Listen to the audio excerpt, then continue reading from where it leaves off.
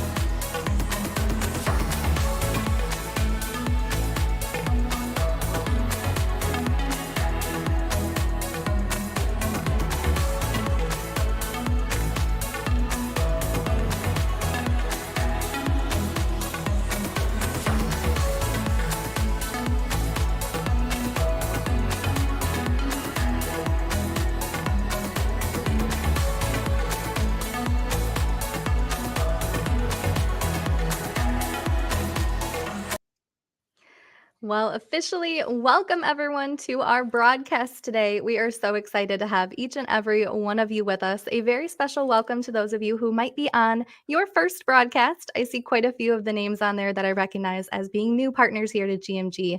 So, welcome. We're so excited to have you here. Now, there are 3 ways to watch our broadcast. If you are already on the YouTube page, excellent, you're in the right place. That's the best place to be. Now, you can watch it live on Facebook or our webpage, the broadcast webpage. However, we highly recommend you head on over to YouTube if you haven't already. It is the most interactive and it has the best resolution for viewing the event as well. So head on over there now if you have not. Now, one thing I want to remind you of is to always make sure you have subscribed to our YouTube page and that you like and follow our Facebook page. Reason being, we do a kit giveaway when you're interactive on the events like today's broadcast. So be sure that you have liked and followed those and that you use that chat box today to ask questions, add comments, give feedback, and just be interactive throughout the event. Now, today is a lot for you. We are so excited to have it. You've read in the invites that it's all about becoming an elite earner, asking your questions of the experts, and finding out where the industry is going from here. And we have all the answers to that, or at least our amazing hosts do. So I would like to bring in and welcome both Ryan and Kendra Maddock to the broadcast. Well, thanks, Heather. We are excited to have everybody. Hello to everyone that's new. I see in the chat over here. Many. So a lot of new faces here. And today we're talking about a brand new industry. Well, it's brand new to a lot of clients, but it's actually been around for over 5 decades. And while a lot of companies have now been introduced to it, they're not fully tapped into it. They're not fully taking advantage of it. And that's the part we're going to talk about today. Right, right. And more importantly, we're going to talk about what role you actually play in that industry. Oh, see, sorry about that. Now I do want to, you gotta love live production. If So I wait more than like 3 seconds, he's supposed to say something. yeah, exactly. I'm like, I think you have this whole section. So, but there is something else I want to say first. Before Kendra goes into her section, I want to remind you that basically, I know like Ask Me Anythings aren't necessarily as much a thing anymore, Right. but every broadcast is an Ask Me Anything. But it's also, Kendra, it's more than that. It's not just a time for you to ask questions, which we will go through. But beyond that, we want you sharing because depending if you're what platform you're in, you can see all the comments of everyone in the same platform. So Facebook is having a little error right now. But everyone that's in YouTube, everyone that's in on the website right now, whatever platform you're in, you can see all the comments of all the people that are watching on that same platform. So what we want you to do is we want you to engage. We want you to Right. share your experience. Now, let me say something else. Maybe because I'm seeing some people, you're brand new. And you say, well, I don't have any experience in, tax management software. Well, you do have experience in relationship building. You do have experience in, building client trust and things like that. And so, relationships are relationships, regardless of what industry you come from. And so, yes, you have something to share because you are part of that community. Right. And that's the word I want you guys to really hear at the end. Ryan said community.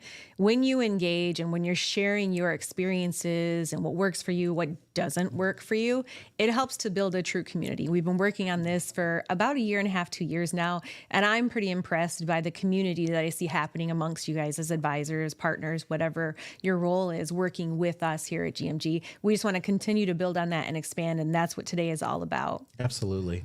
So, in order to explain what's been going on in the industry, okay, and I'll explain what the industry is for a second. So, there's like the cell phone industry, there's, the fashion industry, there's, the purse industry, and each of these have a value. So, when we talk about the industry, what we're saying is there's a $2.3 trillion industry per year in giving away money to businesses. And so I hope they hear that. And yeah, you know what I mean? So you look at this and you say, oh, this industry, it's $1 billion industry. Okay. This is a $2.3 trillion industry. We've been doing this for over 23 years and we've given out massive amounts of money to clients and you're a part of that. But in order for you to understand what's going on in the industry, Kendra, I think everybody has to understand what's going on in the business climate. And this ties into what we do. Right. So and we've been talking about this forever, it seems like, but to understand where Ryan's leading us with our industry, we have to really understand that small businesses or businesses in general, not necessarily small, really rely on consistent cash flow to cover day-to-day expenses. We're talking payroll, rent, inventory, utilities, any of their operational expenses. So when there's a disruption in that cash flow, everything can come to a screeching halt and like just in a moment's notice. So keeping that in mind, let's talk about a few things that have that huge impact on businesses in general. I'm going to talk about 4 things that are really important that we've seen. And the first one is staff shortages. We saw this in COVID. It had a huge impact. It leads to decreased productivity. It leads to increased labor costs, potential delays in fulfilling customer orders or services. So all of those factors really contribute to cash flow challenges, especially if the business isn't able to meet those revenue targets. The second thing I want to talk about, again, we experienced to a huge extent during COVID, was the supply chain disruptions, like delays in getting inventory or increased costs for their materials. That has a direct impact on a business's ability to meet their customer demand. And so knowing that business, either they can't fulfill their orders on time or it's going to slow down their service supply for some reason, and they're going to lose sales and revenue. I think when people are thinking about this, they're thinking purely from a standpoint of large companies. When you see supply chain management or supply chain issues, I think a lot of people, Kendra, they're thinking, oh, well, that's Walmart but no, this has impacted all of us to such a large degree. I mean, down to your local coffee, cafe. I went one time not long after COVID, and our local little small town one, they couldn't get cups. So they had to go out to Sam's and buy those cheap, nasty cups. We're talking, your local insurance company, your local bank, your local auto parts dealer, like all of them, everybody was impacted from this. And the third thing I want to touch on, and I think this is on everybody's minds, especially right now, is those interest rates. If a business has loans or lines of credit that have those variable interest rates, the rate hikes are going to increase the cost of their borrowing, which they hoped wouldn't happen, but it was always a possibility. That's going to lead to a higher debt repayment. And they're going to ask for their money first. So no matter what the options were or the ideas were behind what you were going to use that money for, it's going to put that strain on cash flow because you have to pay them first. And as far as revenue needs or reallocating that, you can't. It's debt payback first. So it leaves less money available for any of those other expenses. And the fourth one, I think some people are going to argue with me on like how broad this topic is, but inflation. And You're missing understand, some letters there. That's Bideflation. Not. Bideflation? What's No. the term? Someone correct me what's it called? Inflation. Bideflation. Got you. Okay. It drives up the cost of goods for everybody. It's not just individuals or families. Businesses are affected hugely. So we're talking rent, utilities, wages. Businesses are being faced with this pressure of, do I have to increase my profit margins by increasing my prices? If I'm unable to pass those, that increase on to my customers, what am I going to do? My profitability is just going to suffer if I can't find a solution. And it really erodes their purchasing power and their cash reserves. So it makes it even more challenging for them to cover and be able to have any existing funds. Well, and I don't, it's not just to show up every month because, if you're on the broadcast every month, I think this is month 3 where we're like, businesses are in trouble. And I don't mean to just ring that bell over and over again, but Kendra, you have to understand businesses are in trouble. Businesses are hurting. They have supply chain issues. They can't get credit. They, have labor shortage, like all of these different factors, they absolutely are playing into the dynamic that is, let me just call it for what it is, the suckiness that it is today, in today's day and age, to be a business owner. Okay. And so this is what entrepreneurs are facing. This is what they're going through. But understand that really a lot of this leads to the fact that businesses need money. Yeah. Now, businesses, I think that's an understatement. Yeah, they've always wanted money, but now they need money. And that's a difference. It used to be part of that entrepreneurial spirit is that they wanted some money. They wanted to grow. They wanted to do this. But now, Kendra, they're in this position where it's no longer this want, like I could do better if, but now it's the situation where we desperately need money. And we're going to talk more about that here as we go. But Kendra, let's talk about how businesses do that. I think we need to talk about first what they've traditionally done to be able to accomplish that. Do you want to jump on that topic real quick? Yeah. So traditionally, as companies have done this, in addition to the things that you were just talking about, like loans, outside investment, if I wanted to increase cash flow, traditionally, the things I would do is I would increase sales. I would have new market strategies. I would add new product lines. I would expand. But now, Kendra, those things, first of all, those things come at a great challenge. Right. So there's so many, and some of them we already talked about. I'm going to add a few more. Market uncertainty. Yeah. Competition is fierce. Limited funds we talked about. Regulatory burdens we didn't talk about. Staffing issues we talked about. The difficulty in accessing capital we talked about. So while these traditional strategies work generation after generation, they're still relevant. Businesses are encountering so many obstacles to maintain financial stability right now. Yeah. Now, this traditional strategy, they all have something in common. And that is this notion of growth, this notion of increase. And so you think about this, it used to be the only way to be better or the best is to be big. Bigger This is is, better. you think about, let's go back to like the Coke Pepsi wars. I'll use that as an example. Coke. So you've had Pepsi before and not knowing, so whatever, you It's fall not into as that good, category. but I had to throw that in there. Yeah. So you think about that, and it's not so much when you're saying is Coke or Pepsi better, It's, the wars that they had, it wasn't who can put the most profit on their P&L. Oh. It's not who has the biggest global impact. It's not who's creating the most jobs. It's not who's best for the environment, who has the best environmental impact or even the best economic impact. No, the gauge to who's best comes down to nickels and noses. It came down to, if we have 100 people in a grocery store, who's going to pick Coke? And for so long, business owners have been completely fooled into this aspect where they're looking at things and saying, okay, if you're going to be in the cell phone industry, your AT&T, your Verizon, whatever the case is, it's nickels and noses. That's all we're looking at is how many subscribers do we have? How many states are we in? Okay. And how much gross revenue that we did. But what we're seeing now, Kendra, is we're seeing this shift that's really taken on. And now, as we move into this new era, we've seen the shift happen. Right. They really have to look beyond that traditional aspect. In this post-COVID era, the traditional really has evolved. It's changed. We were talking about that earlier. You mentioned the word agile, and that just is huge right now. Yeah. And I'm glad you said it that way, because entrepreneurs are agile. And that's exactly what we're seeing, is that they're looking and they're doing what they have to do to adapt, because now all of a sudden they're challenging, is bigger better, is increased sales better, are more products. And in fact, they're doing just the opposite. Now they're looking and they're saying, okay, let's decrease expenses. Let's limit our market. Let's reduce the number of products. Who would have thought? Let's reduce the number of products that we have. Let's downsize our operations. Let's reduce our territories. Let's lay off staff. And so you look at this, and part of this, again, this comes back to that agile nature where business owners and entrepreneurs alike say this is the way to grow.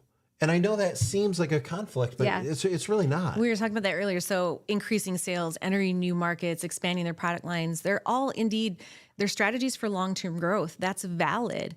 But they also require something that most people don't have right now, a substantial investment of not only time, resources, but the big one, and that's cash.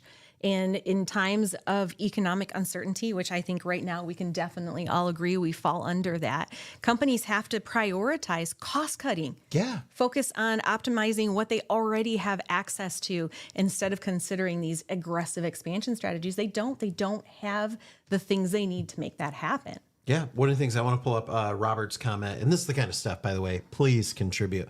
So Robert, great contributor every month. Businesses that pivoted and innovated in the last 4 years may be okay, but 80% of businesses are struggling.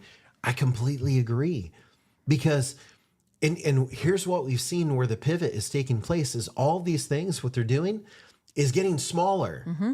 All of a sudden, this is the catchy thing to do, is to become niche. Yeah, you touched on it earlier. It may seem counterproductive, but it's not, because it's not about I have 500 employees. It's not about I have 6 locations. It's not about that anymore. That used to build people up and make them feel, big and substantial. What it's about is how much cash is in their pocket at the end of the day. That's all that matters at this point. And there is one thing I want to point out on that image that you're looking at on your screen. There's one very important thing that's not on there that these businesses are now doing to take advantage of, Ryan. Yeah, and that's tax credits. This hasn't traditionally been on there, but COVID certainly brought this to the forefront for this. And then we can't deny, and I want to use the word popularity of taking tax credits and incentives. It's not increased. It's not a popularity contest anymore. This is just normal now. It has literally just become a part of day-to-day business at this point. Absolutely.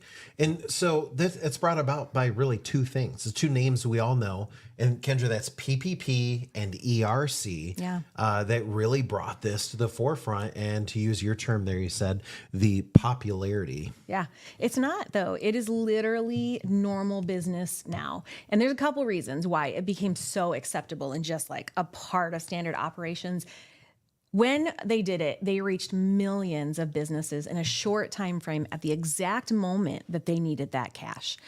They made it simple to apply. It wasn't simple to get the money all together, but they made it simple to apply. They just put this blanket out there form and everybody had access to it.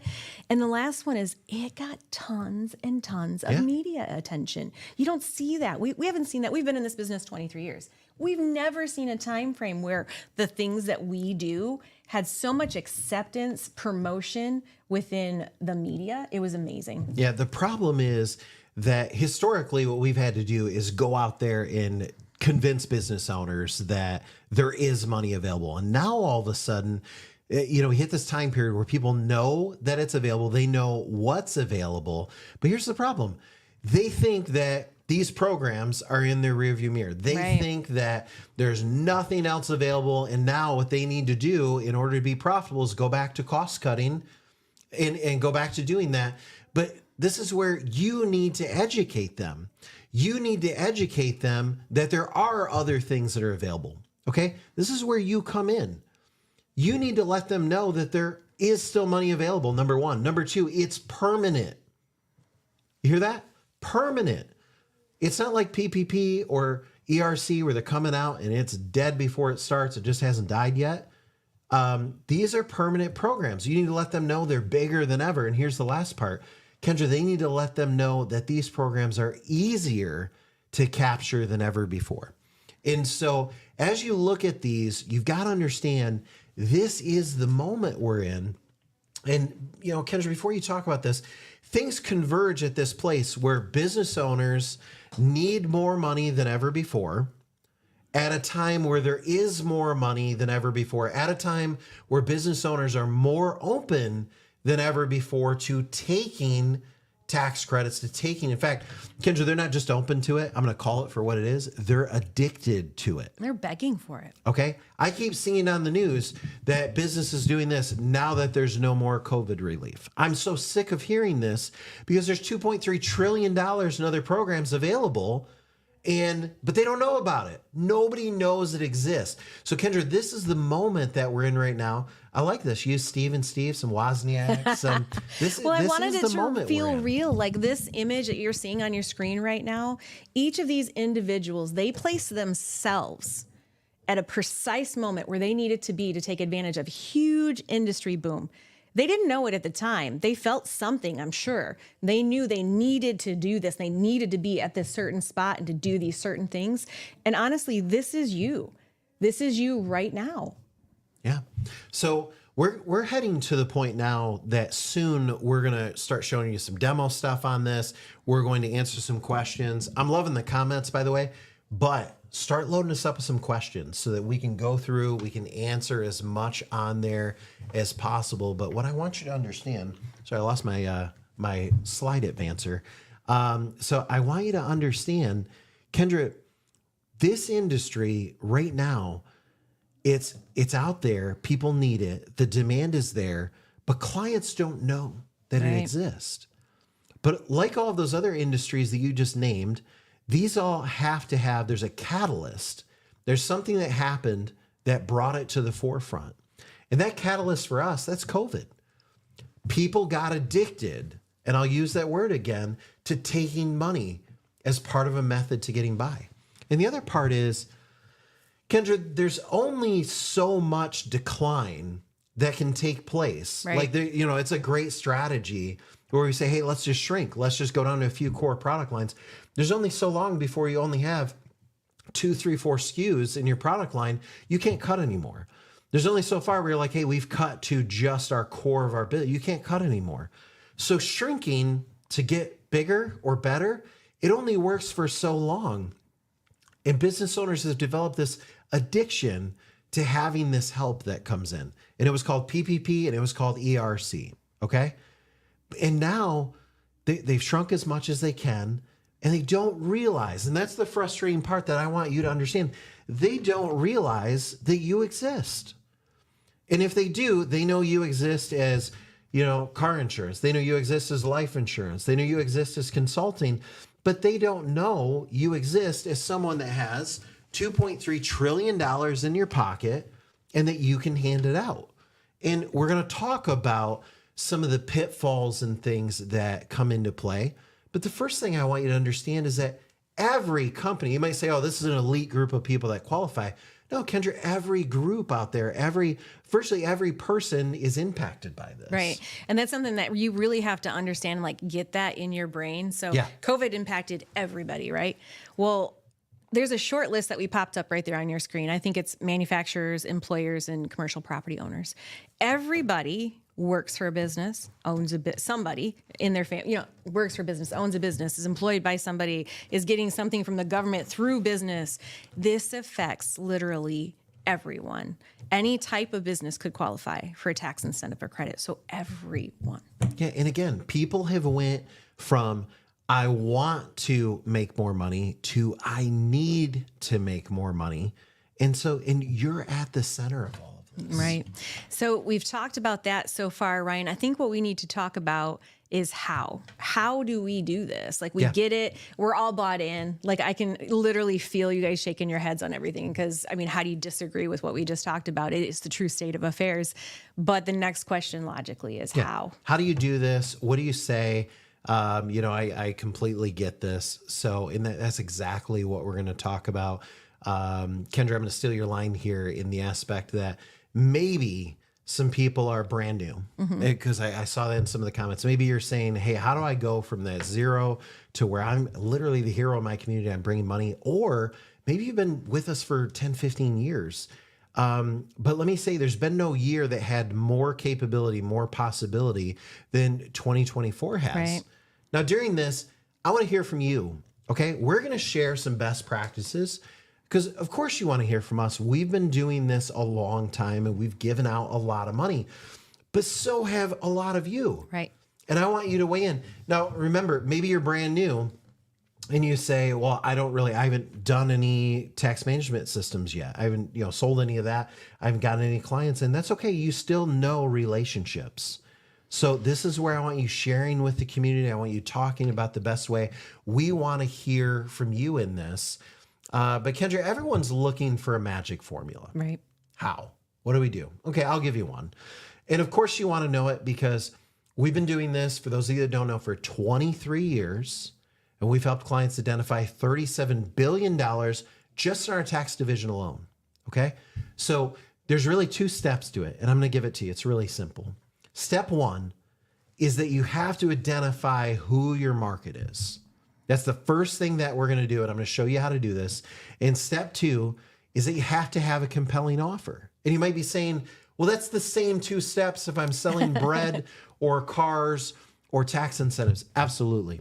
Okay. So if you have any relationship experience whatsoever, this is exactly what you're going to do. Identify your market and have a compelling offer. All right. We do have questions already coming in. It may seem simple as far as identifying their market, but when you say market, can you explain to everybody on today what you actually mean? Yeah.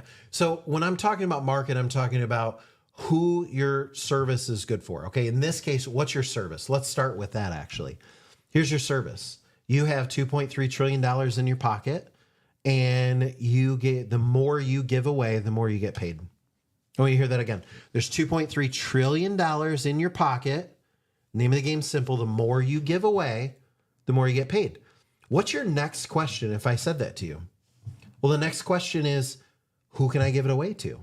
So let's talk about that. Heather, if you'd share my laptop for a minute. So let's look at that when we talk about who our market is. I will increase this a little bit so you guys can see. And I'll actually give everyone on this call a copy of this when we're done. So we've broken this down into a few categories. Kendra, the first one that I want to talk about is what you have here, top qualifiers. So these are the top people that would get the most. Now, I guess let's talk about that for a minute. Kendra, why are these four industries top qualifiers? Because they get the most from our services. And on the side note, we get the most from them. They're our highest paying. And therefore you get the most. Yeah, exactly. That's what I'm saying. When I say we, I'm talking about you. So your commission rates are going to be highest on these four industries. And I'm looking up because I can actually see what you guys are seeing up there. So we're talking about manufacturers. We're talking about restaurants, hotels, and auto dealerships. These four industries, literally starting with the top, which is manufacturers, and that's why I place them at the top, are our highest qualifiers. They qualify for everything we do. Across the board. So that's our top qualifiers. From there, let's talk about our great qualifiers. And again, we're going to give you a copy of this at the end of this broadcast. So our great qualifiers, the reason they're great is because they're not as great as the top, Yeah, but they're the still four pretty top, great. those are like cream of the crop. These ones, property management, apartment complexes, assisted living, medical, they qualify for a lot. And again, you're going to then have a pretty decent commission because they're going to qualify for multiple services. It could be annual. So these are great prospects as well. I want to do some, I want to pluck one off of each of these and talk about it. So under top qualifiers, let's focus on restaurants for a moment. If you know, or I'm sorry, manufacturers. If you know a manufacturer, like you need to get them to your, I'm going to show you in a little bit what to do, but you need to get them to your page. You need to get them signed up. You need to get them using the system because let me tell you what we're going to do for a manufacturer. The first thing we're going to do is we're going to go back and get the last 4 years of Section 41 payroll credits for them. You say, I don't know what that is. Don't worry about it. Your website does it all. All you do is take them to your website. You don't have to know what that is. Then we're going to get them last year, 2023.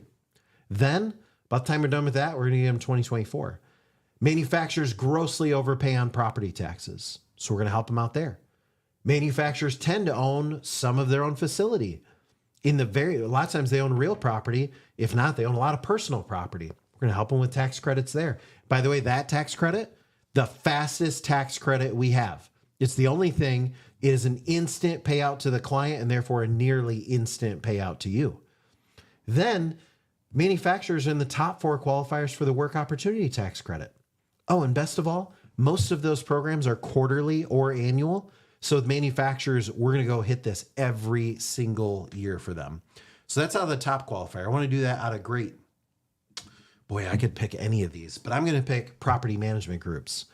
If you know a property management group, the reason they're great is because they tend to own a lot of properties. They tend to have a lot of transfer of properties. They're always buying new ones, renovating, things like that. Every time we do that, cost segregation, fastest paying tax credit we have, large upfront commissions.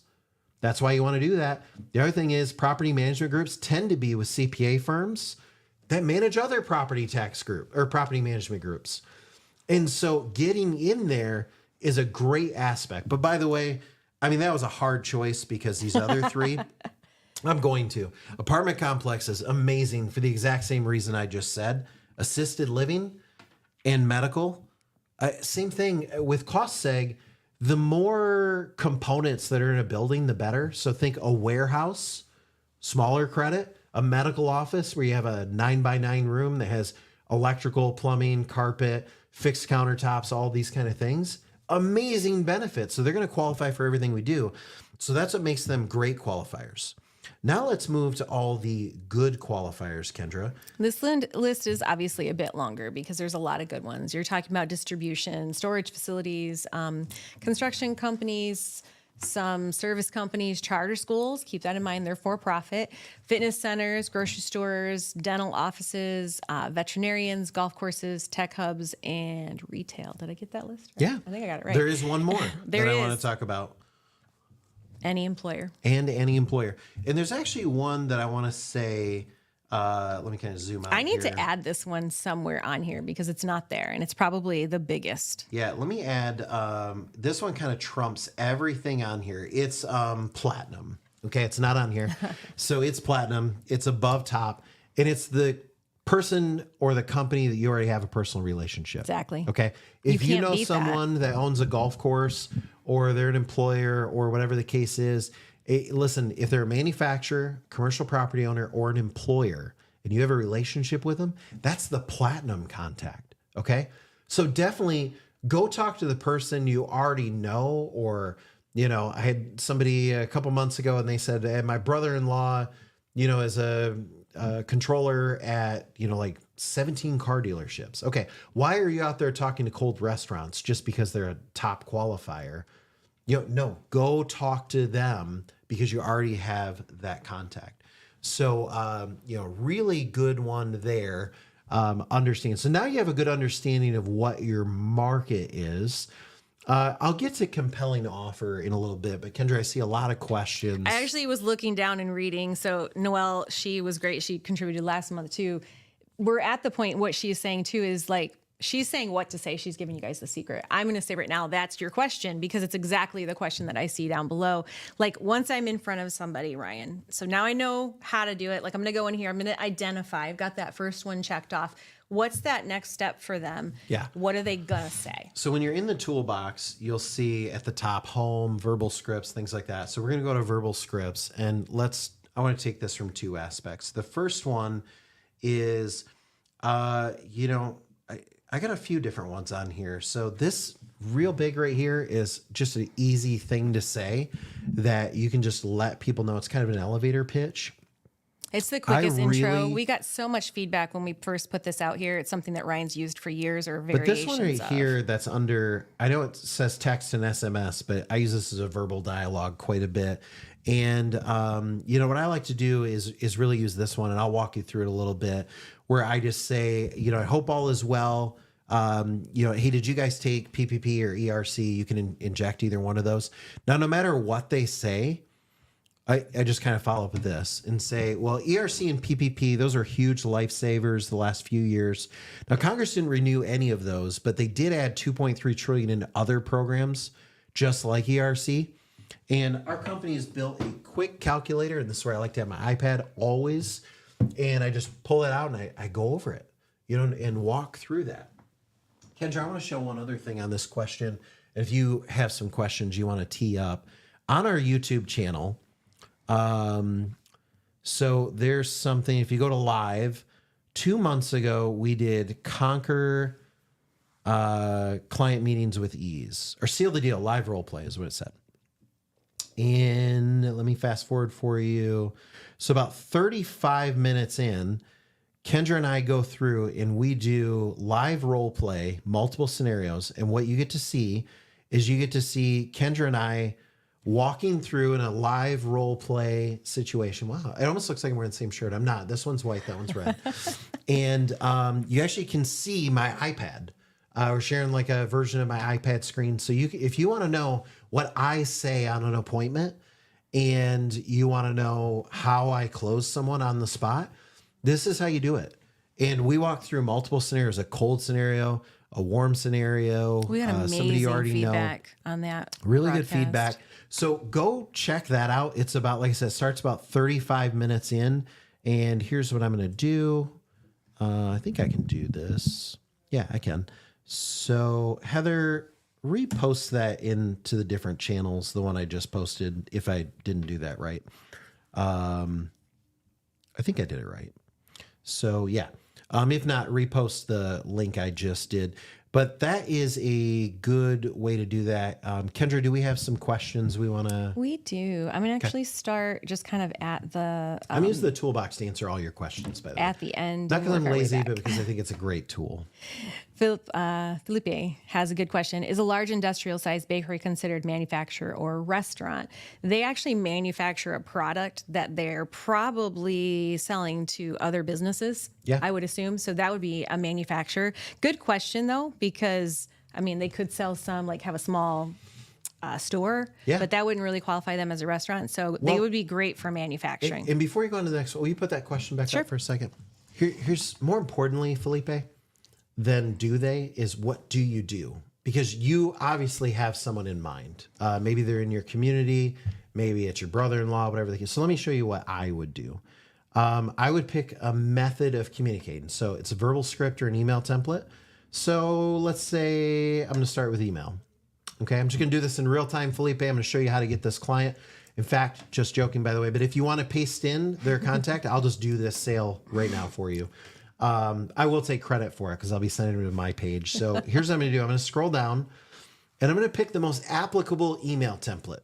So here it is. Someone I have a previous I'm just making an assumption. I like this one right here.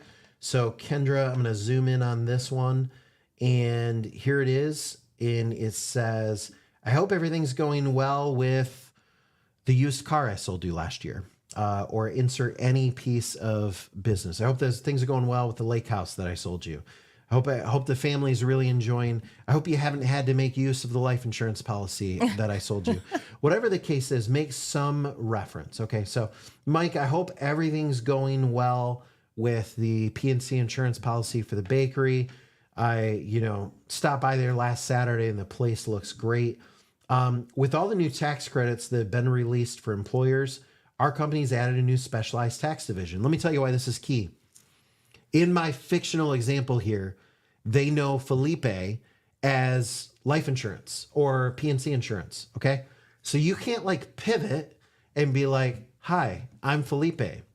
I've been working with tax credits for 23 years. Like they already know. If it's a previous relationship, they already know that. So this is what we're doing. Mike, everything's going well with the bakery. I stopped by last Saturday. Things are going great. Pivot. With all the new tax credits have been released for employers, our company's added a new specialized tax division. I just let you off the hook, Felipe. You don't have to be an expert. You don't have to know anything. Okay. The purpose of this division is to make sure that our clients are able to easily access the $2.3 trillion that's been made available for small and mid-sized companies.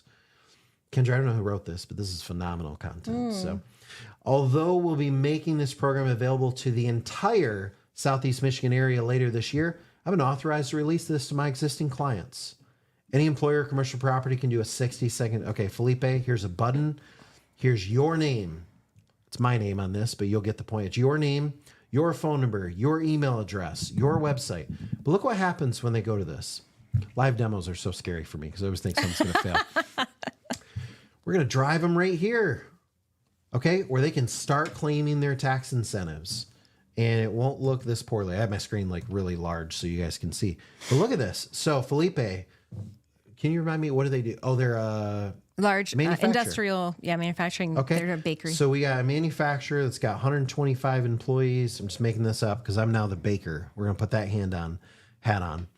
And I'm going to go through this, walk through, and let's say we own one facility and we are a manufacturing facility and we have Big Muffins and Pastries Inc., whatever the case is. It was purchased in 2017. I hope you don't see this as a waste of time. I want you to go from idea to making money. And this is how you go from idea to making money. So they paid $3.7 million for it. Look at this. We are at $250,000. And let's say that the business is in California and it operates in Lake County. And boom, we're in there. They're in the funnel. Okay. And of course they're going to keep going because $984,000, Kendra, in potential benefit. Right. So they're going to go through and they're going to do this. So the thing I would say is, Felipe, I'm glad to answer for you if they qualify, but I want to more importantly show you how to do that. Now, I'm going to go one step further. I know I'm spending a lot of time on this. Then, Felipe, I'm going to go over to verbal scripts. Okay? Because one email ain't going to get it done. Funnel's good. It's not that good. Okay? So here's what you're going to do. You're going to come down to some of these. It's probably going to bite me. So I'm going to use this right here, and I'm going to start a dialogue. Or I'm just going to follow up. I wish I had it on here, but I'm just going to follow up and say, hey, Mike, I just sent you an email. I want you to check it out and make sure to go check that out. So if you have a phone number for this person, SMS, like that you can text them. Yeah. Text them and say, Mike, just sent you an email. Check it out when you get a chance. Forward it to whoever in your office would be best for that. So a lot of time on Felipe's question, I know, but I think it was a really good way to illustrate. So, Kendra, what do we have next? We're going to stick with manufacturing for a few minutes. Bodrick asks, does the manufacturing have to take place within the U.S.? Okay. So, first of all, some of it does, yes. But I'm going to answer again and say broad beyond that. So let's do this again. I'm going to go to email templates. I'm going to come down here, and because I didn't even scroll very far for this. There's so many, and they're so amazing. But I'm going to show you some of the ones I really like. And so let's come down here, and there's a section for manufacturers. Maybe say, I didn't know that was there. Well, listen, if you're talking to a restaurant, a hotel, a retail, or manufacturer. Now, Kendra, why did you pick those four? They're at the top. They're the top qualifiers. Okay. So you're going to come here and you're going to click on manufacturers. And here's this beautiful, I love this template. And by the way, you might say, I don't know how to send an HTML template. The directions are right there. Directions are right here. The short of it is cut and paste everything between the two teal bars. Okay. So I'm going to come here. I'm going to take my mouse. I'm going to go like that. I'm going to scroll all the way down. But here is this great, you want to send a beautiful email? Philippe, or who's quite? Bodrick. I'm sorry, Bodrick. You want to look like a rock star? Look at this email. I mean, it's like beautifully themed. The marketing team's done it. All the links are custom to you, by the way. Embedded video. Look at that. You know, they can say here, they can watch a video right from their email box. All this great content. Here's the best part. At any point, they say, that's me. I want to check that out. No problem. They click there. Look where we take them. Your personal landing page. Now, this one happens to be my personal landing page, but if you were in your toolbox, you would have that.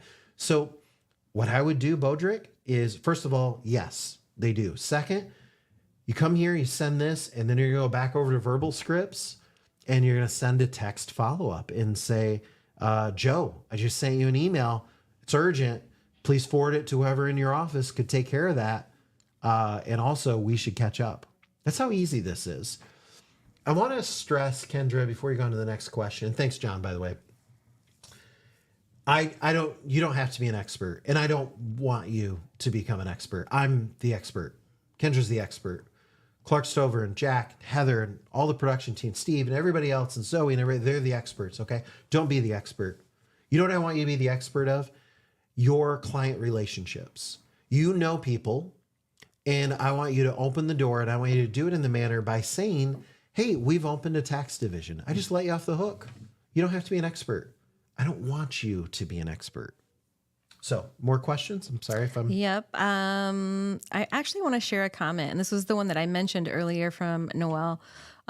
She's great. She contributes all the time. And this is literally, she's been using this since she came on board with us, and it's what Ryan teaches. Each business is approached the same.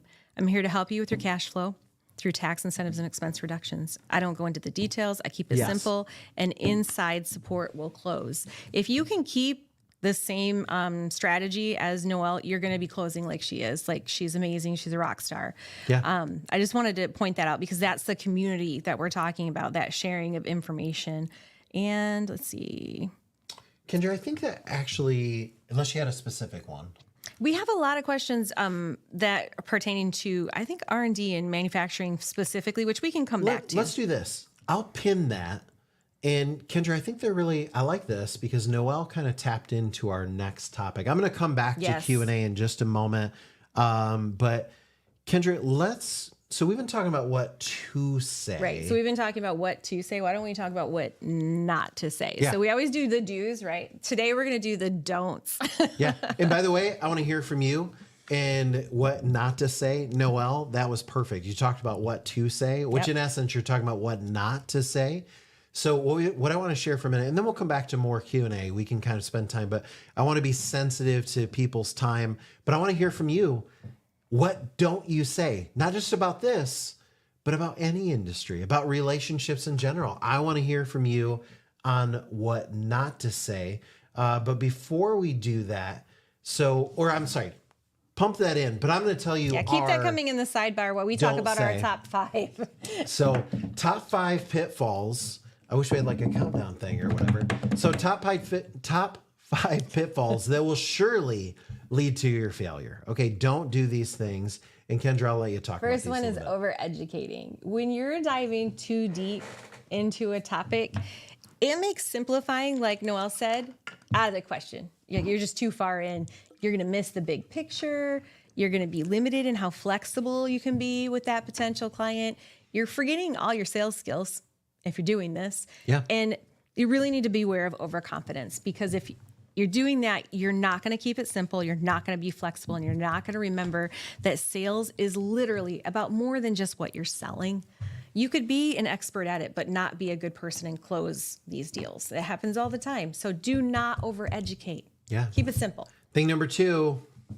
Overthinking. Yeah. It messes with your head, you guys. It just literally puts you in a place where you just are just all over yourself and in your way. Slows you down, makes you hesitate, which comes across as you not knowing what you're doing. It, like I said, it freaks you out a little bit, gets you stuck. It makes you sound fake. Like that's one that I really think hits home. It makes it sound rehearsed, insincere. None of those things are things that you want to come across when you're trying to close. Yeah. It kills your confidence, and confidence is what sells. So do not overthink it, please. Yeah. So far, what we really have here is keep it simple. That's what's most Keep it simple, important. stupid. Is that how it goes? Exactly. Over Do not- strategizing. I've seen this happen. This is like my nails on the chalkboard list, by the way. I've seen a lot in my years here, newer advisors saying, well, I can't go talk to anybody until I know this, or until I have this plan or this in place. And before you know it, 6 months have passed. You've killed all the spontaneity. It makes you robotic in your actions. You miss that opportunity. The moments that are there that are going to happen naturally, you're going to miss them because they're not in your plan. You got to stick to your plan? No. Yeah. Be flexible. I love it. I want to share one here, Kendra, from Kurt. So every time you talk too much, you give the client the opportunity to say, to really, from what you're saying, I don't think this is going to work for us. I love that. If you keep your mouth shut about things, the expert will talk about them and you'll be better off. Exactly. So, absolutely. Correct. And we have 2 more that we're going to talk about. Yeah, absolutely. The 4th one there. Just basically not acting. You get frozen. You miss those opportunities. You lose your momentum, kills the sale. Your customer loses their interest because you're not keeping up with them. You're showing them a lack of confidence, so they're not going to move forward with you. Everybody knows the saying, time is money. So every moment that you're sitting there not acting is a moment you could be closing that deal, handing it off to us, and moving on to the next one. Yeah. So Robert also said, it's all about the challenges the business is having and how we spend our money up front to help them qualify for our platform and services. Absolutely. I mean, you just really need to open the door. And that's partially like when I was showing you that YouTube video. Yeah, I'm not saying I think the reason it's the best approach for me is because it's my approach. My approach is more casual, less words. And here's the thing, I am an expert. I've been doing this for 23 years, but I don't walk in and hi, I've been doing this personally for it. No, I teach the experts all the time. In fact, Kendra will tell you, even when I know the answer, I don't answer the question. Do you want to know why? It comes off as pompous, you guys. It does. Plus, come on. It takes away let me put it this way too, before you go on to the next one. Every time you answer a question, I'm going to go back to what Kurt said. You're just opening the door. So if somebody says, well, what's can we do this with multiple locations if they have this, blah, blah, blah, and everything? And what I say is, you know what? Let's make sure we cover that during your implementation call. Right now, what I want to do is I want to calculate which programs you qualify for. We look at over 100 local, state, and federal programs. Let's see which ones you qualify for, get you using the system and set up. And then during your implementation call, we'll definitely take a look at that. And everything I do when someone asks a question is I point. I point towards where I want them to go. So Kendra, not that has anything to do with not acting, but I thought it was a good comment from Robert for sure. There. The last one is not following up, and I see this happen. Oh yeah. This one is my pet peeve, and when you're skipping the follow up portion of your work, you're just literally throwing away all the work that you've put in. You're missing all the opportunities. You're losing the connections. Someone else is going to come in and snatch that up. It doesn't belong to you. They're not yours because you wrote them down on a piece of paper. Yeah. Customers also, if you're not following up, they're going to get cold feet. You're leaving the door open for them to back out, to just slowly slip away and not have to worry about. And we all understand that there is a scientific proven methodology to how many times you have to reach out to someone before they'll even recognize, not act, but even recognize you. So that's 5 to 7 times. So if you have to reach out 5 to 7 times to get recognition, how many times do you have to reach out to get them to act? Yeah. More than that, right? Obviously. So if you're not following up, you're literally running in circles and the work's never going to pay off for you. Well, apparently Noel's question was popular. Noel, I'm sorry. And, but the one that I have here is that I want to talk about is, can we repost the comment somebody said, and then somebody said about the bridge, that what are we referencing there? So first of all, if I go back, Kendra, maybe you can easily Yep, I'll find go it, find hers. the comment there. So I'll explain what the bridge is real quick while we do that. Heather, can you flip me over to my screen again for a second? Oh, Kendra's finding that comment. So again, I'm going to go to YouTube, and it was last month, the one word that changes everything. And while she's looking at that, so we talked about automation. Let me kind of, okay. So starting at, wow, we get to all the good stuff about 35 minutes, apparently. So starting at 35 minutes, we talked about how to kind of get to the core of a conversation. And one of the things we talked about in that is that the bridge is what we called it. And the bridge is PPP and ERC. And it's how you turn any conversation into a conversation about what we do. And you can go watch that. But really what that is, I'll just show you a quick example of it. Kendra, you can be the client, but Kendra, how you doing? I'm doing great. How are you? Good. How's the kids? They're doing good. College for one and graduating next year for the other. So, Yeah, no, that makes sense. So for college, you do the arm, the leg, both. What are they? I mean, grants and, applying for everything that they can apply for. It's expensive. Yeah, no, I know it is. So I imagine, I've seen the parking lot's been pretty busy over there. You guys are probably benefiting from a lot of that PPP money and ERC and stuff.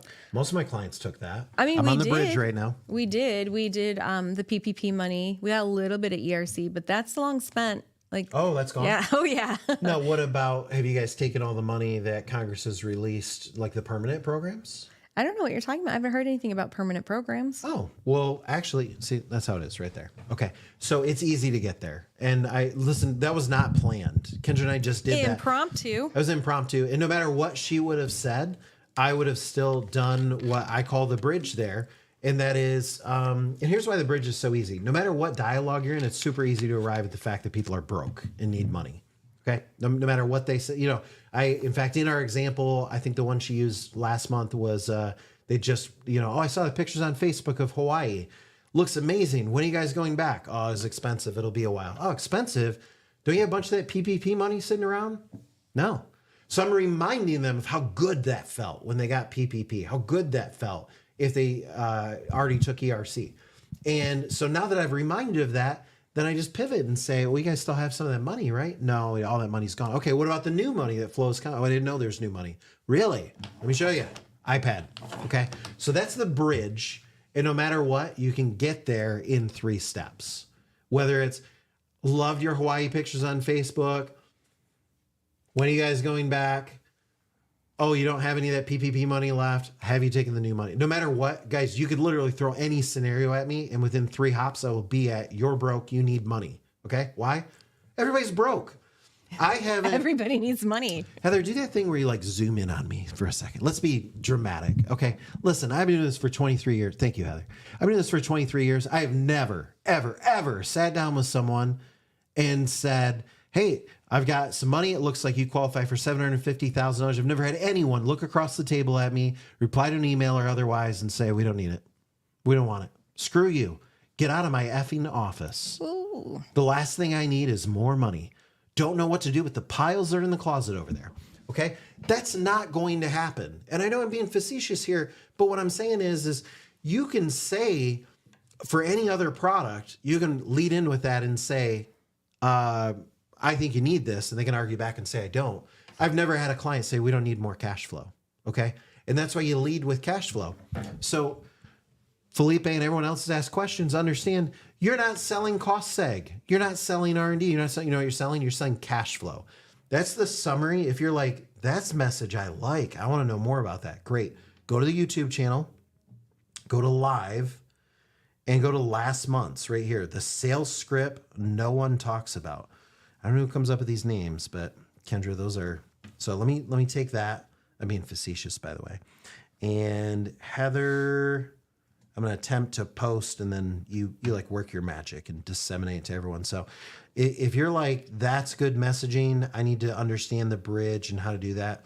That's in fact, you should just watch the last 2 months broadcast, and kind of go through that. So We should probably jump ahead. We're at 4:00 right now. we are. Okay. I need to give you a little, Heather, back to, you know where we're going. So let's talk about action plan for a moment. And then we're going to take some Q&A for those of you that can hang around for a little bit. So I'm the one who messed up there, Yeah. you guys. He was going to start talking for me. We have a lot of heroes on this call. I actually saw a lot of people jumping in, people that have been with us for years. Robert, John, Noelle, she's been here not that long, but she's also a hero. You guys are doing amazing. We have a lot of you on this call, and we want to hear from you. We want you to continue to share anything positive that you want to share with the community and the group, because this is the moment for that. And we're going to go in. Ryan's going to share some more with us. yeah, absolutely. Let's talk. We've got a great action plan for you. Okay. How to take you from 0 or whatever your number is now. I love 0 to hero. To, It's great to hero. because it's It from is. wherever you consider your 0 to wherever you want to Yeah. be. So there's some items, and I'm going to show you this. I'm going to show you how to get to it.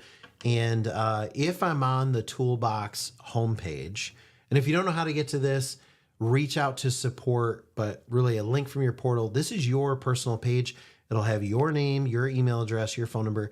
And Kendra, this is where we have, our verbal scripts, our text scripts, our email Everything templates, you need. And that's why social we call it the posts. toolbox. Everything that Yeah. you need to be able to not only identify your market, but reach out and get them engaged, you're going to find here in the toolbox. All of your landing pages. Everyone on this call has landing pages. Those of you that are in premium, you have over a dozen landing pages Right. available to you. But right at the banner here, you got 0 to hero. And this is your action plan, no matter where you're at. And it's pretty simple in the aspect. I kept it simple on purpose because, as we've talked about today, it doesn't need to be difficult. Not even the pre-planning and the strategizing. It needs to be simple and it needs to be flexible. So the first thing you're going to do, you're simply going to identify 25 names of businesses that would be good for you to reach out to. And as Ryan scrolls down, you can see the explanation under what that identification process looks like. He showed these images earlier when we were talking about this. You get to walk through it, keeping in mind any employer and the top, before you get into any of these categories, industries, if you've got a relationship with somebody, they are your platinum level, and you need to be adding those to that list of 25. So reach out to those 20, make a list of 25. That's your first step. And then what you're going to do is you're going to establish contact. Now, how are you going to do that? Well, the marketing team, Kendra and the marketing team have laid out everything for you. If you can't find a way within the number of emails, text, SMS, and verbals that we give you, I don't know what else we can give you because there's so Here's much some in beautiful here. HTML email templates for commercial property owners, manufacturers. Here's a general cost seg email. Here's a general email for anyone else. And these are your links. You literally, Kendra, this is all you got to do. Cut and paste. Okay. Yep. Just highlight your mouse here and go like this. And then there's even more email templates. Here's You a paste verbal these script. directly into your email program. Oh, this is the verbal script I was looking for Mm-hmm. earlier. So you go through, hey, Mike, I hope all is well. Did you guys take advantage of ERC or PPP? No matter what they say, that's how you answer. Okay. And then stay on the phone or in the text message with them until they go to your page and become a paying client for you. Kendra, you just loaded them up. I did. It's a lot, but it's not overwhelming. It's very simple how we organized it. You just scroll to the section that you're looking for and you'll get everything that you need. Okay. Step 1, make a list. Step 2, establish contact. Step 3, follow up. Yep. And I've given you a couple different things. Not only is it follow up, it's follow up and convert. Like the circle, you see it? Yeah. Follow up and convert. And there's some tools and tips right there that you can access later when you get your follow up email on how to utilize the client portal in your follow up aspects. But the conversion is where you're going to want to stay focused. And this is those follow up specific emails and SMSs. And this first one I am loving. It's gotten some great feedback on the individual advisors People that I say, asked oh, it's to so use short. it. Yeah. It's supposed to be, and it's not supposed to be. It's supposed to be abrupt. I tried to reach you several times, but I didn't hear back. Where do we go from here? And you just put your link. Yep. This one works, you guys. It's out there. Like tons of people online are using something similar. It just works. So if you want to try it out, go right ahead. Yeah. So there's so many different templates, phone scripts, everything in here for follow-up. And then Kendra, don't miss out on social posts. Don't say, No, I gave you "Oh, I guys don't some have new a ones. business Facebook page." Look, most of our social business comes from Facebook personal accounts, not your business page. Okay. So what I mean by that is all you do, I love this one. This one's my favorite right here. You right click, you save the image if you're on a Mac. If not, you do whatever you do on a Windows, and you cut and paste this part right here. You open Facebook, you paste that image, and you paste this, and you do that like every day. And by the way, when you're done with these ones, Kendra has dozens more. There's more. I love that I've seen you guys kind of mix and match too and use, like, these are very basic verbiage. And I didn't go in and personalize it because it does need to sound like it's coming from you. So if you're, quick and you don't want to personalize it, that's fine. You can use what's here. But I've seen people go in and like adapt different images to some verbiage that they're trying to use. And I love it. I love when I see you guys using it and making it personal and making it your voice. Now this social page is going to drive them to your cost seg page, which has a 15-minute video from Kendra and I pitching your client for you on cost seg. Did you know that? Because it's there.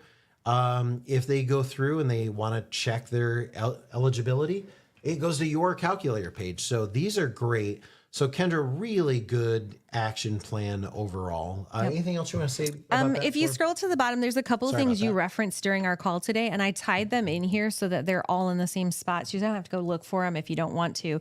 This is at the bottom, the live role play client scenarios. That is that broadcast that Ryan was referencing. So you can watch that from right there.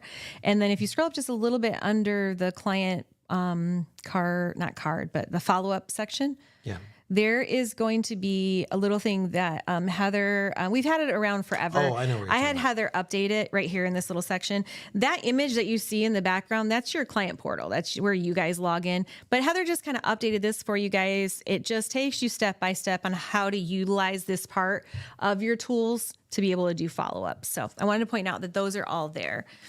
You can actually directly access your client portal from here too, and it'll ask you for your login. That's right above. Perfect. So that's your toolbox again, or I'm sorry, your action plan. It's there. All the resources you want are there. Everything's accessible. So if you've got to go, thank you. And let me give you the date for the next one because I don't have a slide for that, and June usually 3rd. I do.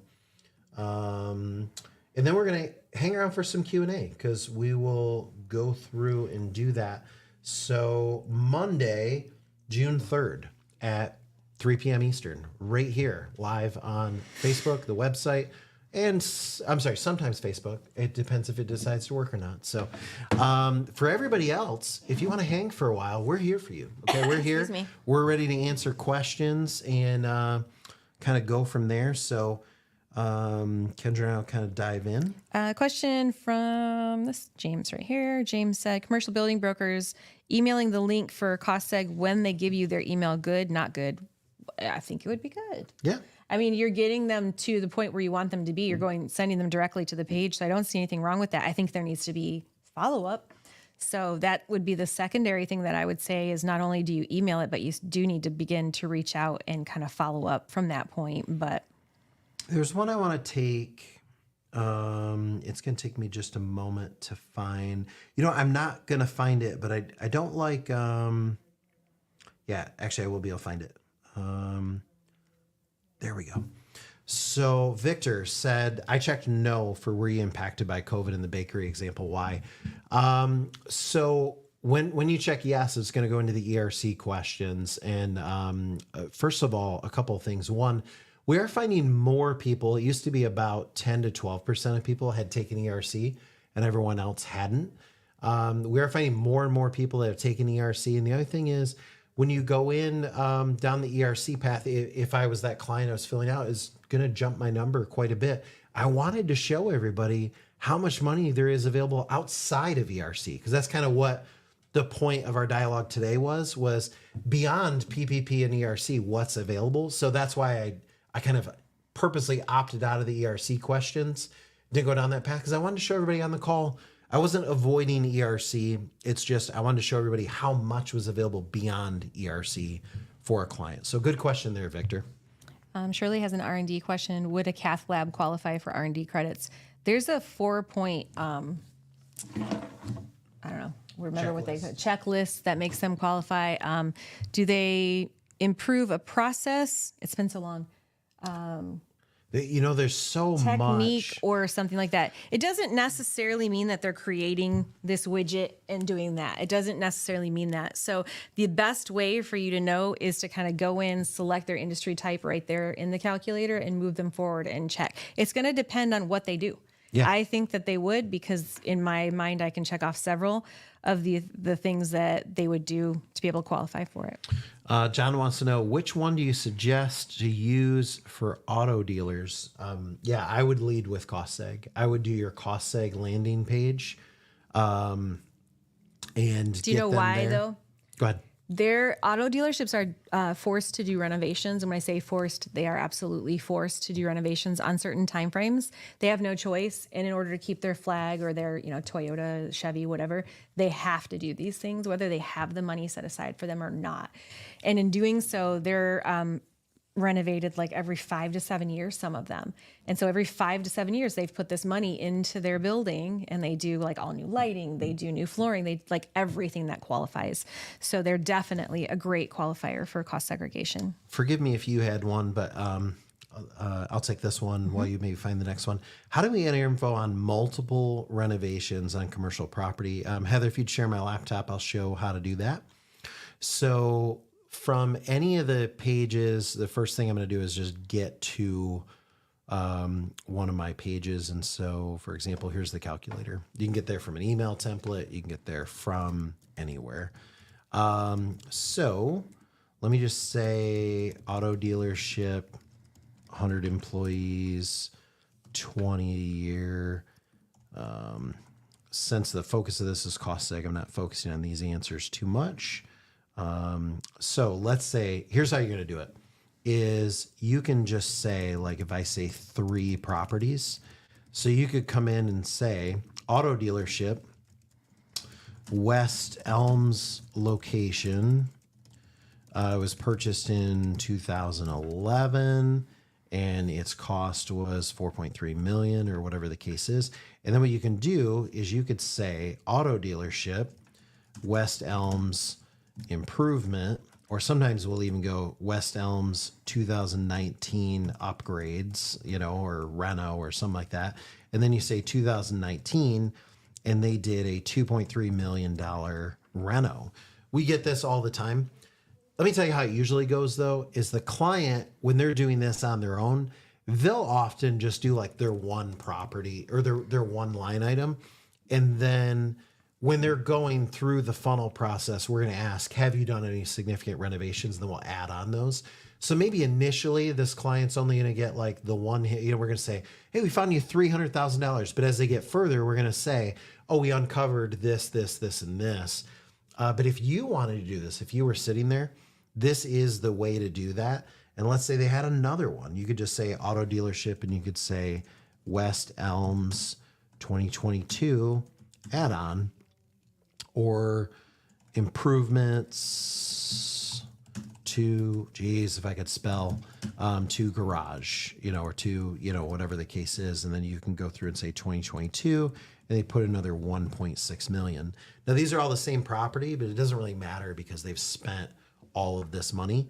And then when you click continue, what it's going to do in the client card is it's going to create 3 tabs under cost seg. One of them is called West Elms. One will be called 2019 upgrade, and one will be called 2022. And even if your client didn't know to do that, and they generally wouldn't, that's okay. Because when we take them further in the funnel process, we're going to ask in the tax management system, have you done any significant improvements? We're going to gather. So maybe they only get the one line item on day one, then they get in using the TMS during the welcome setup wizard. We're going to ask them again. But if you're doing it and you're sitting down like I was recommending, this is how you do that. So really good question there. Preston had a great question. He says, what would work for agriculture as I live in a large farming area? Agriculture, surprisingly, they're great qualifiers for the R&D tax Yeah. credit because they often invest in developing new farming techniques, crop varieties, machinery. So they're improving like their efficiency and their yield and everything. So that's a really WOTC is huge. yeah, in WOTC is great for agriculture. agriculture Yeah. because of how often they have turnover in Yep. their employees and things like so. Yeah, short-term workers, people that have had long-term employment, they're going to be really good for WOTC. Stephen has a good question, Ryan. He says, what do you recommend if you have no warm contacts in manufacturing but live in an area that has several manufacturing companies? Get to work.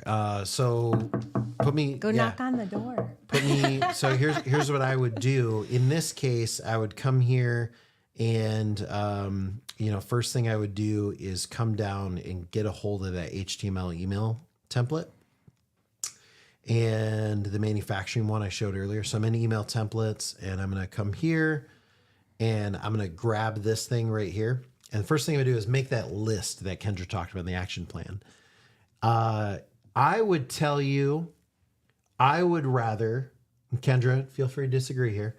I would rather that you take 10 manufacturers and you email them 3 to 4 times and do a stop by than a list of 5,000 Yeah. that you email once to. Make it your goal to become known by them. Yeah. To personally introduce yourself to them and become an acquaintance, if not a friend. You know what I mean? And if you make that your goal, you're going to approach it in a different manner and you're going to continue to reach out, but in appropriate ways. And it will happen. It won't happen with all of them, but it will happen with some of them. So first thing I would do is send this email. The second thing I would do is, follow up with some of the follow-up emails. I will say, I'm going back to YouTube. Under live, there's one called Master. They're probably scrolling right past it. I'm looking for mastering. I don't know. Oh, there it is. Service Yeah. portfolio. It's in part 2. Mastering your service portfolio, part 2. The other thing I would do is R&D. So at 13 minutes. Look, we did some meaningful before 35 minutes, Kendra. At 13 minutes, we do a walkthrough of R&D. So mastering your service portfolio, part 2. 13 minutes in, we do a walkthrough of R&D. And so the other thing I would do, Stephen, is I would understand R&D a little better if I were you. So step 1, make a list. Step 2, send some emails. Notice I didn't say learn first. Okay? Step 1, make a list. Step 2, send some emails. While you're waiting for some responses, go watch this 15-minute video. Get to know it a little bit better. And then I would stop by with my iPad. Okay? And what I would stop by with, I'm getting into Tabageddon. So under landing pages, you have, Kendra, I assume we have linked here it is, service industry pages. Okay? So if I come under industry pages and I go to manufacturers, here's a great page. You know which one I'd actually use? See, this is what's great about live. I would, under industries, I would go to the R&D page. I like this one a little better because the R&D page has a live video on it. Or not live, it has a recorded video. So I would send them to this page. I would have this loaded on my iPad, and I would also send this out. R&D tax credit. And you come here, there's a video where, I'll literally pitch your client for you. Okay, so just go out there. I'm not saying like play my video to them. That would be, I think, a little bit lame. But you could come here, they could watch this video, you could pull this up and show them this page and run them through the calculator like you just saw me do several times. So anybody that has manufacturing contacts, that's what I would recommend that you do. And if they come to this page on their own, then they get this like handsome looking guy here. I'm skipping to the next question. Yeah. No? Okay. He is handsome. Aldo asked the question, can a business receive 9,600 tax credits for WOTC on a position that rotates about every 90 days if they can fill it with a qualifying veteran? So you answered your own question.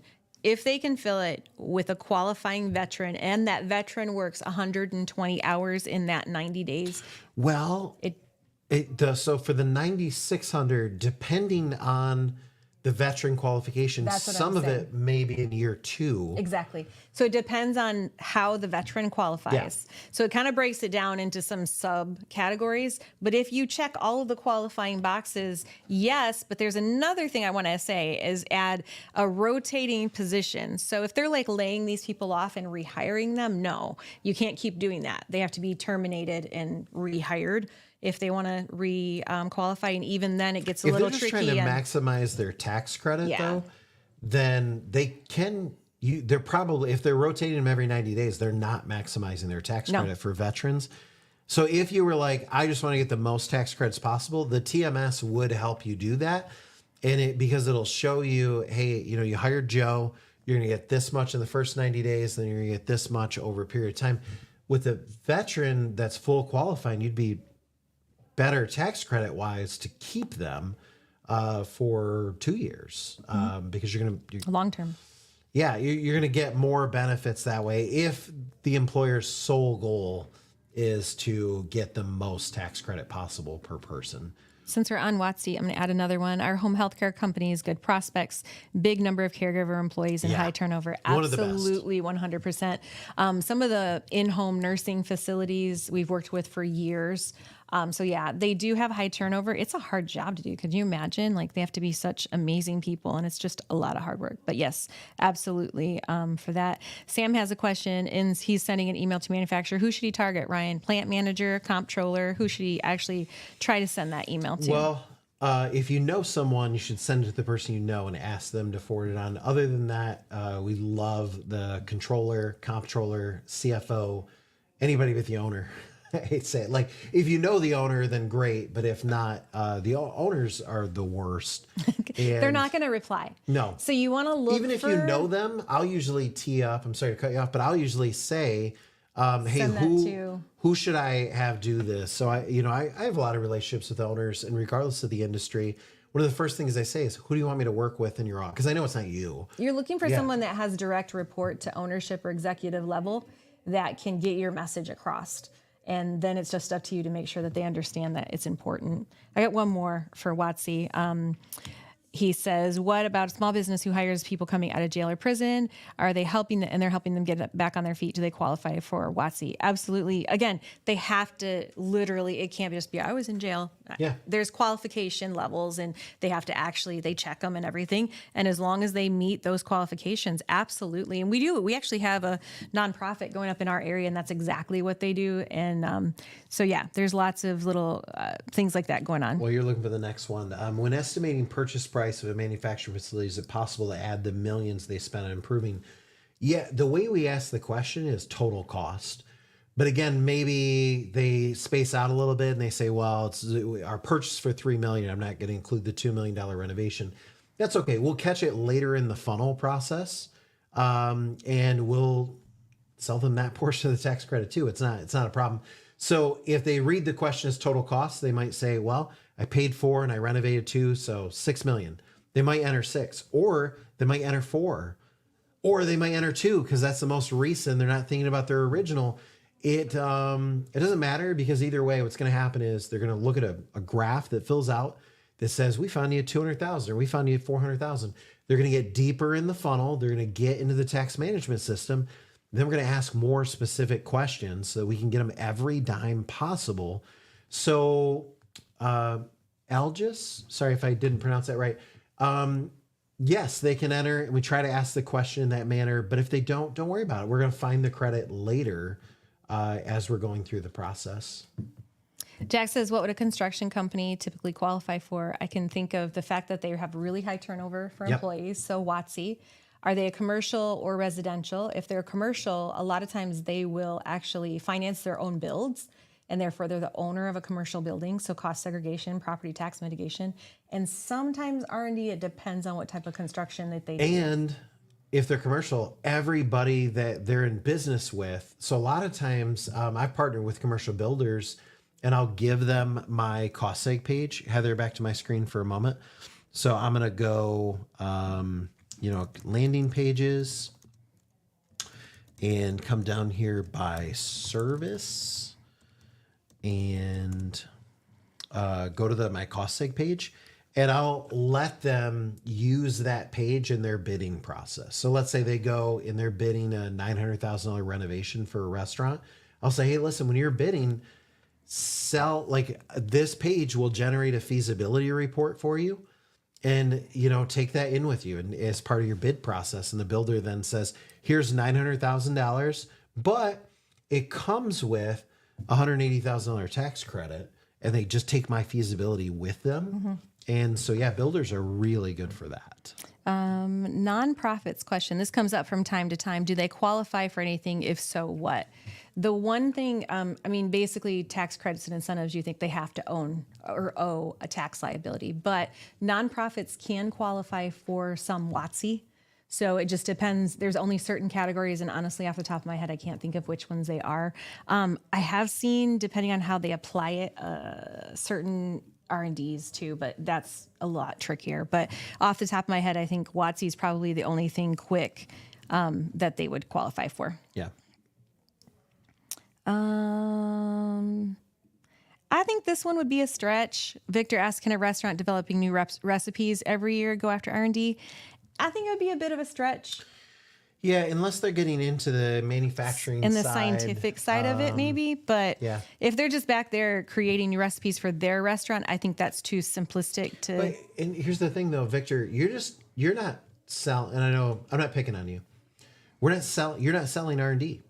What you're selling is tax management system. Okay, so what you're doing is you're getting them to a page, and they're a restaurant, and we're getting them into the tax management system, which is then going to look for WOTC. It's going to look for cost seg, property tax, R&D, as well as all the local, state, and federal programs. If in that process, when they're adding employees, they got Joe, the master recipe deviser, and we're kind of going through, then we're going to uncover that in the tax management system. So what I would say, Victor, is don't worry about that. You're not selling R&D. You're selling tax management system. In fact, you're selling cash flow.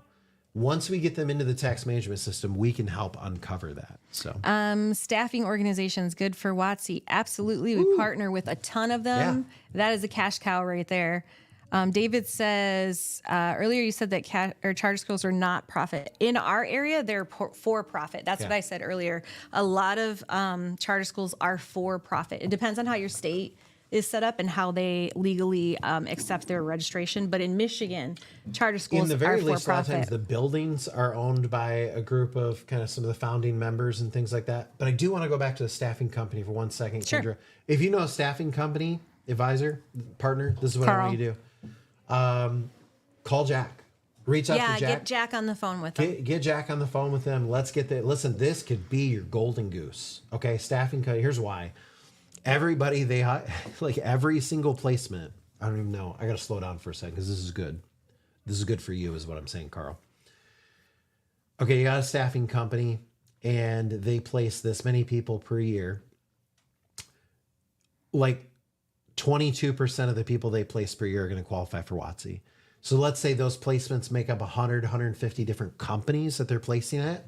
Carl, you just picked up 150 new clients in one relationship. So this is a great, now those 150 companies, they're going to do WOTC. Some of them are going to do cost seg. Some of them are going to do R&D, all these different things. So Carl, this could be like your golden goose, of a client. So absolutely go chase this, get Jack involved. She'll get on the phone with them, with you, and let's get this client closed, Carl, because that's a great one. Here's a good one from Mike. He says, for a first-time client, what's the average timeline to process R&D credits for manufacturer and for them to get the funds? Around 90 days. So from the time they go in, what's going to happen with the manufacturer? The first thing we're going to do is get their cost seg benefit, because that's instantly. So that's usually like 3 days to 5 days for that process to go. And then they'll start submitting tax returns, and some of the things we need for R&D will apply for that. And then usually from that time till the time they're, dancing with a physical check in their hands, usually about 90 days, depending on how on it they are. in getting things filed and things like that. So Apartment complexes, what do they qualify for? Initially, Sherry, do you know? I want you to put in that. Do you know an apartment complex? Because if you do, Ryan's going to make you do some work. I'm going to make you do some work. So go ahead with what they qualify for. Cost segregation, property tax mitigation off the top. Heather, you can pull up my screen. A While she's lot of answering. times they tend to have a smaller staff, but some of them own multiple apartment complexes. So the staffing amongst the actual business side of it will have WOTC because it is kind of a high turnover. So Sherry, what I type want you company. to do is I want you to get this person to your cost seg page, and I want you to show them that they are the top. I'm not saying they're the top cost seg. It just happens to be this way. So you show them, hey, listen, you're the top qualifier here for this. You're great, and here's everything you can do. And we've built a calculator that's going to help you instantly find out what each of your property qualifies for. So I want to come out and meet with you. And then Sherry, go out there. If they're local, get out there with your iPad. And Sherry said she does know somebody. So. yeah, I love it.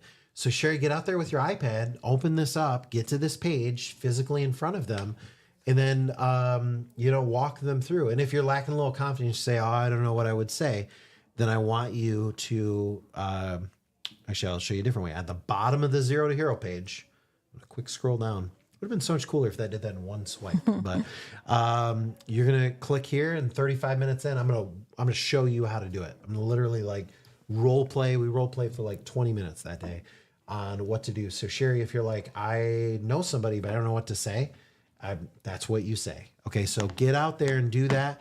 Have your cost seg page loaded on your iPad when you get out there in person. I think we're coming up on 4:30. I've got a good one for you, and maybe if make you this the last one? Yeah, we'll make this our last one, and this one's for you. Liddell says he has a contact that has over 900 consultants to oil industry. The 900 are independent contractors. Is there any use for TMS? Yeah, Liddell, same thing. Like you need to We need get to on the fly phone. Liddell out and go to dinner and explain Yeah, this. you need to. So this is great. So when they go through, you just need to get them on the page. Okay. So I guess not understanding here. So you have a contact that has 900 consultants. Yeah, it just depends how they're set up. But for starters, geez, there's so many ways you could go with this. Liddell, I guess my first tip for you is why don't you increase the size of your team by 900? Because if you have 900 consultants to do it, 901, by the way, you're one contact and they're 900 consultants. I don't know. I mean, you could either do a big partnership call where you have them give all the work to you. But I think what I'd be tempted to do is increase my team size by 901 and, get your one person on board with this. And then, get them on one of our event calls and let's increase your team size by 900 because now you got 900 consultants to the oil industry all out there pushing TMS. And that, I guess that would be, of all the ways you could do it, Liddell, I think adding 901 people to your team would probably be the most profitable for you, as opposed to trying to go out after, because you got to figure if it's 900 consultants and they each have 250 clients, that's really more work than you want to go after personally.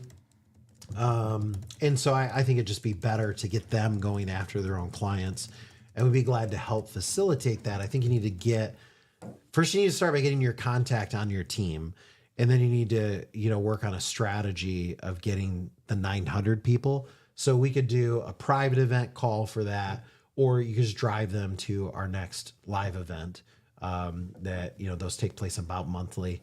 And Liddell, frankly, there's one that's live right now that you can send people to if you can move quickly enough on this. So If you have any questions on how to do that, just reach out to support. The ladies will help you and show you, you've got email to everything to get them over there. Yeah.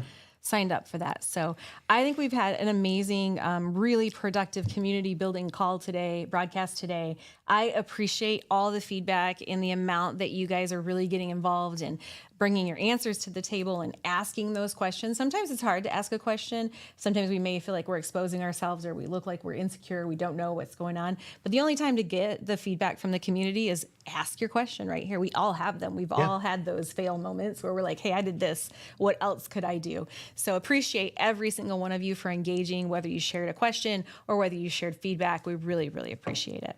Thanks, everybody. We will see you next month. And in the meantime, we'll see you on the leaderboard. So get yourself on there. Thanks, everybody.